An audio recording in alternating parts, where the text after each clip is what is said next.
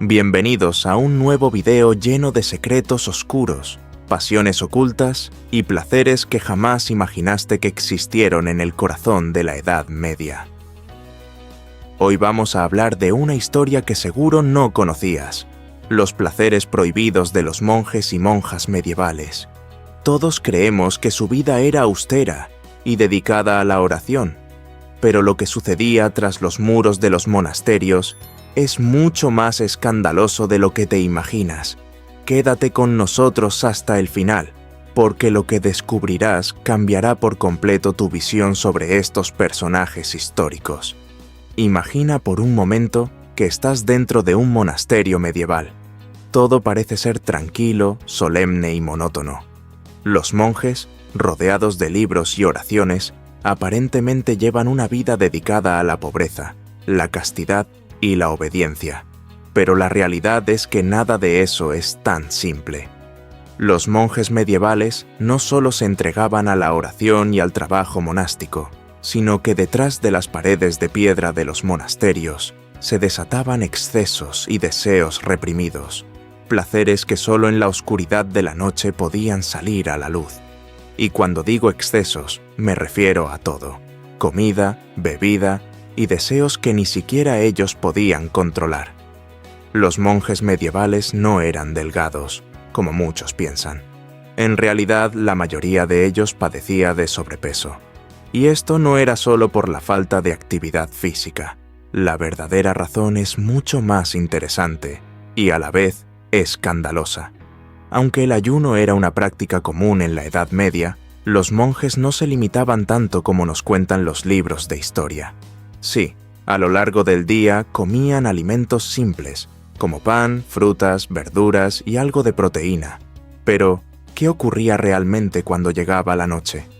Durante las festividades y los días especiales, los monjes se entregaban a festines de pan recién horneado, pasteles, mariscos y, por supuesto, gran cantidad de vino y cerveza. Es cierto que la carne estaba prohibida en la mayoría de los monasterios, pero en situaciones especiales, como enfermedad, los monjes podían comerla. Pero lo más curioso es que, a pesar de las restricciones, el consumo de alimentos era casi ilimitado. La cantidad de pan que se consumía podía llegar a ser exagerada. No es raro escuchar que algunos monasterios llegaban a consumir hasta 1,5 barras de pan por cada monje. Y si hablamos de bebidas alcohólicas, la cerveza era una tradición entre los monjes medievales. No solo la bebían para calmar el hambre, sino que también se convertían en maestros cerveceros, fabricando una de las mejores cervezas de la época. ¿Y qué sucedía cuando se excedían en su consumo? Bueno, las borracheras eran comunes. Los monjes a menudo se embriagaban, se reían entre ellos y hasta se contaban historias subidas de tono. Sí, esos mismos monjes que supuestamente eran los guardianes de la pureza y la fe. Pero los excesos no se limitaban solo a la comida y la bebida. Los monjes también buscaban maneras de entretenerse durante sus largas horas de trabajo monótono. Su tarea principal consistía en copiar libros y manuscritos, pero lo que muchos no saben es que, durante esas interminables horas de escritura, los monjes comenzaron a dibujar. Y no estamos hablando de simples decoraciones, no. Lo que los monjes dibujaban en los márgenes de los libros era una mezcla de humor, frustración y deseos ocultos. Imagina a un monje aburrido, sentado en su escritorio, escribiendo una y otra vez las mismas palabras, mientras dibuja en los márgenes de la página conejos guerreros, elefantes y caracoles, a menudo en situaciones absurdas. Pero lo más interesante es que, entre estos dibujos, los monjes empezaron a dibujar algo que hoy conocemos como emoticones. Sí, esos pequeños símbolos con los que hoy expresamos nuestras emociones en mensajes de texto y redes sociales. Los monjes medievales, en su aburrimiento y frustración, inventaron los primeros emoticones, aquellos pequeños dibujos que no eran solo arte inocente, sino una forma de liberar sus emociones reprimidas.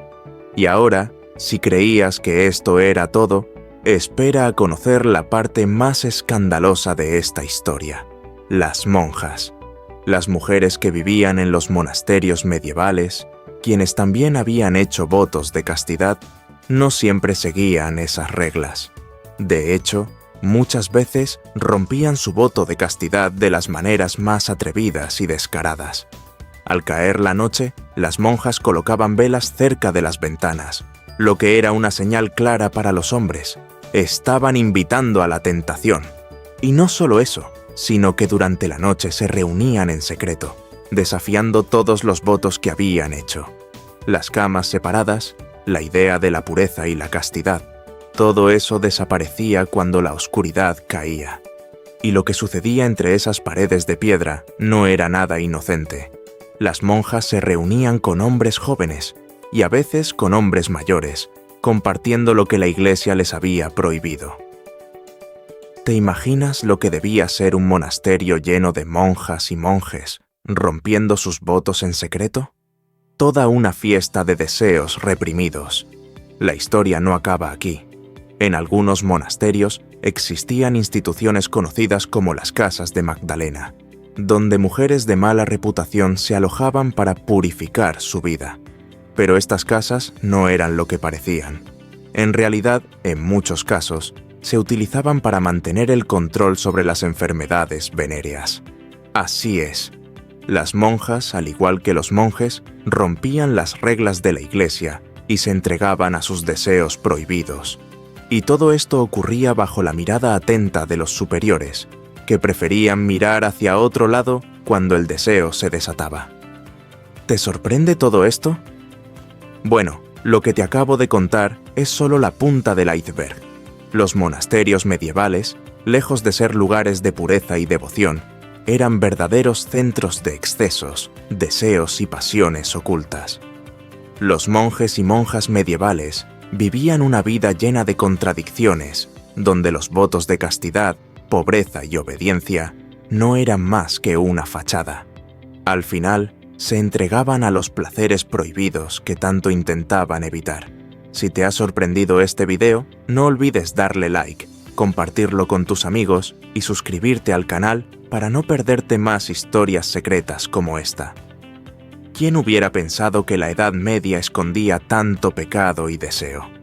Déjanos tus comentarios sobre lo que piensas de todo esto. Y recuerda, lo que pasa en los monasterios medievales se queda en los monasterios, o tal vez no. Desde siempre, los monasterios medievales han sido vistos como baluartes de fe, pureza y devoción. Pero ¿qué pasaba realmente detrás de esos muros en las noches más sagradas del año, como la Navidad? ¿Eran tan santos como nos han hecho creer los libros de historia? Prepárate para descubrir los secretos más oscuros y atrevidos que marcaban la celebración de estas fechas, donde la línea entre la santidad y el pecado era mucho más difusa de lo que podrías imaginar. Se dice que, cuando la luna brillaba en lo alto del cielo y el monasterio dormía, sombras misteriosas se deslizaban por los pasillos silenciosos durante la Nochebuena. Monjas envueltas en hábitos negros como la noche abandonaban sus celdas con pasos cautelosos, moviéndose con una mezcla de temor y emoción hacia puntos secretos cerca de las murallas. Lo que sucedía en esos encuentros nocturnos de Navidad era algo que desafiaba todas las normas religiosas y sociales de la época. Las crónicas más osadas relatan cómo algunas comunidades monásticas se convertían en verdaderos focos de actividad clandestina durante las fiestas navideñas.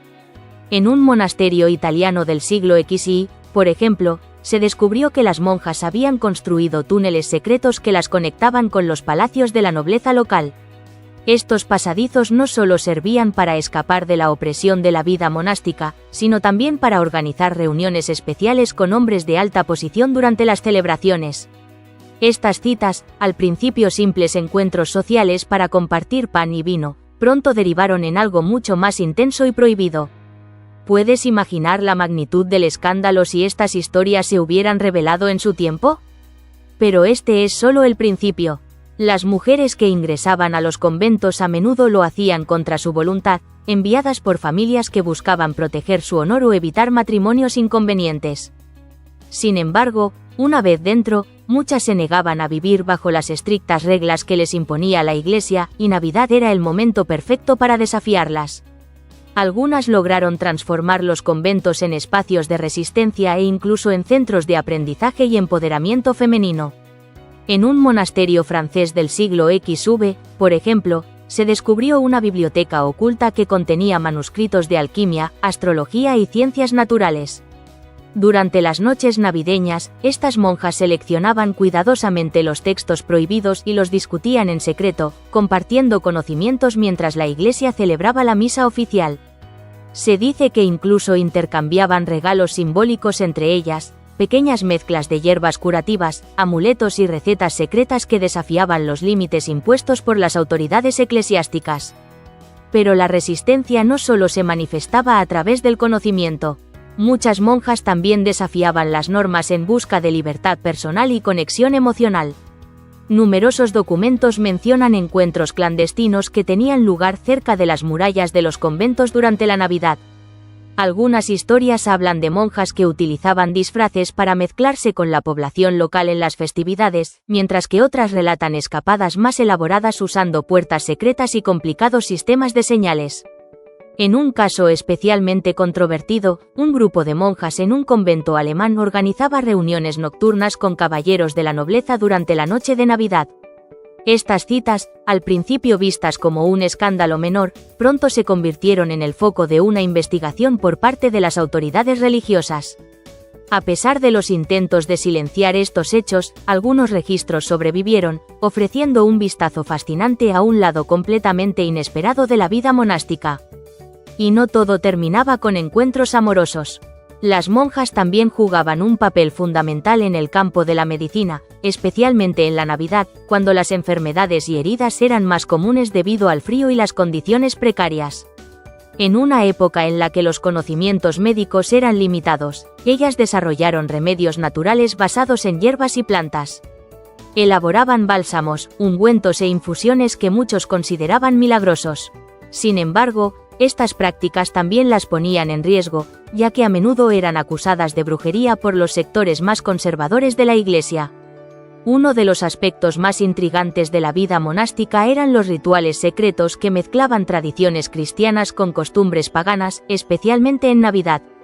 En ciertos conventos de España, se descubrieron altares ocultos donde se realizaban ceremonias nocturnas bajo la luz de las velas, combinando oraciones con cantos antiguos y objetos simbólicos que desafiaban la ortodoxia cristiana. Estas prácticas, aunque oficialmente descritas como actos de devoción navideña, tenían un carácter más místico y espiritual, heredado de tradiciones mucho más antiguas. Por supuesto, no todas las historias son de resistencia o desafío. Algunas abadesas llegaron a acumular un nivel de poder que rivalizaba con el de los nobles locales. Estas líderes administraban tierras, negociaban con reyes y protegían a mujeres que buscaban escapar de matrimonios abusivos o de la opresión social.